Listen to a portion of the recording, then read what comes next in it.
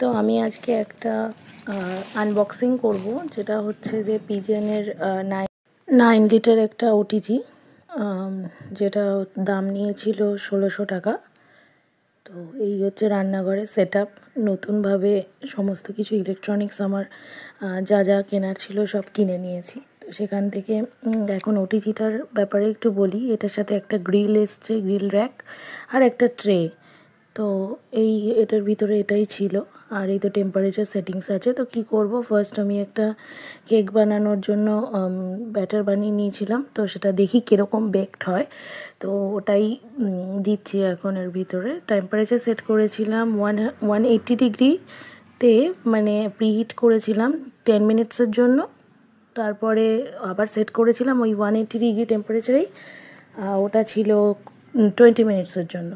তো ওই করলাম, করার পরে এত অপূর্ব সুন্দর গন্ধ আসছিল, যেটা মানে আমার ছেলে মেয়ে সবাই চলে এসেছে দেখতে যে কিসের এত সুন্দর একটা গন্ধ বেরোচ্ছে। তো ছেলে তো ওখানে দাঁড়িয়েই রয়েছে, আর ওই ফার্স্ট ডিমান্ড করেছিল যে প্রথম বক্সটার মধ্যে একটা কেকের ছবি ছিল। তো সেই কারণে ও আমাকে বলছিল যে তুমি আমাকে একটা কেক বানিয়ে খাওয়াও এটাতে।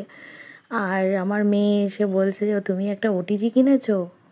তখন বলছি হ্যাঁ। তখন বলছে জানো, একজন এর ভিতরে একটা মোবাইল ঢুকিয়ে দিয়ে চালিয়ে দিয়েছে। তো কিছু হয়নি, মোবাইলটা সুন্দর সেফলি বেরিয়ে এসেছে। তো যাই হোক, এই গল্প আড্ডা করে ওরা তো চলে গেল। তারপরে কেকের ঘন্টা, মানে ওটিজির ঘন্টা বাজলো। দেখি তাহলে এবার কীরকম কেকটা বেকড হয়েছে।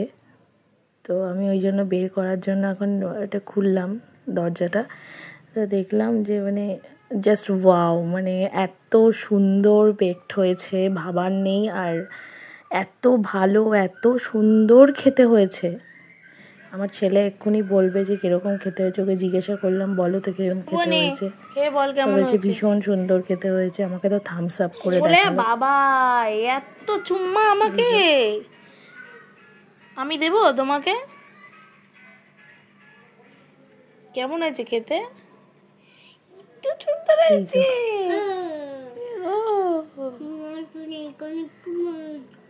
এত ভালো। মা বিছানায় পড়লে কিন্তু স্পঞ্জি এবং একদম পারফেক্টলি বেকড, যেটা বলা যায়। তো এটার জন্য একটা থামস আপ। আর এটা একটা